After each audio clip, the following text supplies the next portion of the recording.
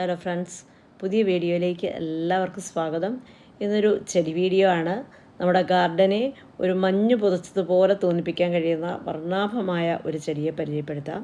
ഇലകളിലെ പച്ചയും പിങ്കും വെള്ളയും ഒക്കെ ചേർന്ന നിറങ്ങൾ ചേർന്നുള്ള ഇതിൻ്റെ ഭംഗി ഗാർഡൻ്റെ ഭംഗി കൂട്ടും.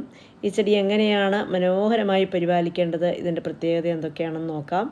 ബ്രെയിനിയ ഡിസ്റ്റിക്ക എന്നാണ് ഈ ചെടിയുടെ പേര്. ഇതിന് സാധാരണയായിട്ട് സ്നോ ഓൺ ദി ബുഷ് എന്നും വിളിക്കുന്നു.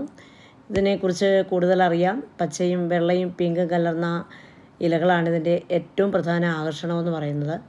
പുതുതായിട്ട് വരുന്ന തളിരിലകൾക്കാണ് പിങ്കും ചുവപ്പും കൂടുതൽ നിറം വരുന്നത്. ദൂരെ നിന്ന് നോക്കിയാൽ ഈ ചെടിയിൽ മഞ്ഞ് വീണതുപോലെ തോന്നിക്കുന്നതുകൊണ്ടാണ് ഇതിനെ സ്നോ ബുഷ് എന്ന് വിളിക്കുന്നത്. പൂത്തോട്ടങ്ങളിൽ നമുക്ക് ബോർഡറായിട്ടൊക്കെ വെച്ച് പിടിപ്പിക്കാൻ നല്ല ഒരു ചെടിയാണ്.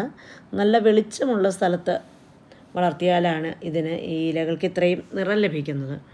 എന്ന് കരുതി ഉച്ചസമയത്ത് കഠിനമായ വെയിൽ കിട്ടിയാൽ ഇതിൻ്റെ ഇലകൾ വാടാനും ഒരു ചാൻസ് ഉണ്ട്.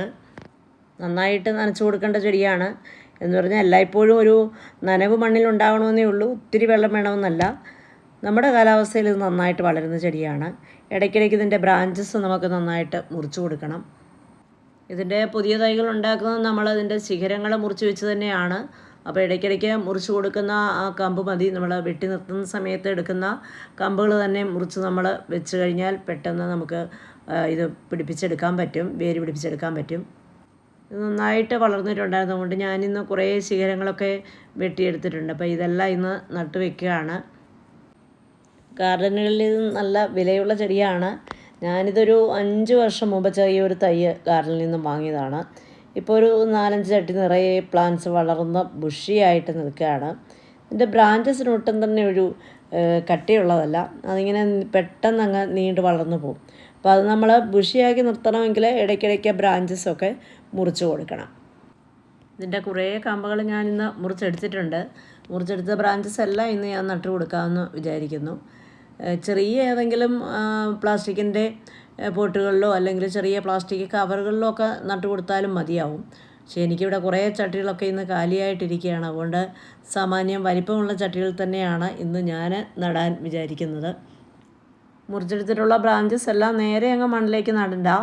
അതല്ല, അല്പം അലോവേര ജെല്ലിൽ ഒന്ന് മുക്കി നടുന്നത് പെട്ടെന്ന് വേര് പിടിച്ച് കിട്ടുന്നതിന് വളരെ നല്ലതാണ്.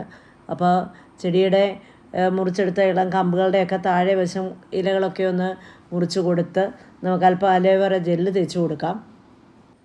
അലോവേരയുടെ ഒരു ചെറിയൊരു തണ്ട് ഞാൻ മുറിച്ചെടുത്ത് അതിൽ ചെറിയ പീസാക്കി അതിന് നമുക്ക് ഈ കമ്പുകളൊക്കെ മുറിച്ച് വെച്ചത് ഇതേ രീതിയിൽ ഇങ്ങനെ മണ്ണിലേക്ക് കുത്തുന്നതിന് മുൻപായിട്ട് അതിലെ തണ്ടിലേക്ക് ഇറക്കി വെച്ച് കൊടുക്കാം. എല്ലാം ഒന്നും ശരിയായി കിട്ടണമെന്നില്ല, ഇതിൽ കുറച്ചൊക്കെ പോകും. അല്പം ചാണകപ്പൊടിയോ കമ്പോസ്റ്റോ എല്ലുപൊടിയോ ഒക്കെ ചേർത്ത് മണലും ചേർത്ത് നമുക്ക് പൊട്ടി മിക്സ് തയ്യാറാക്കാവുന്നതാണ്. വല്ലപ്പോഴും അല്പം ചാണകപ്പൊടിയോ അതുപോലെ കമ്പോസ്റ്റോ ഒക്കെ നമുക്ക് വളമായിട്ട് ഇട്ട് കൊടുക്കുന്നത് നല്ലതാണ്. നല്ല വെളിച്ചം കിട്ടുന്നിടത്ത് തന്നെ ചെടി വയ്ക്കാനായിട്ട് ശ്രദ്ധിക്കണം. എങ്കിൽ മാത്രമേ ഇതുപോലെ നല്ല നിറമുള്ള ചെടിയായിട്ട് നമുക്ക് കാണാൻ പറ്റൂ.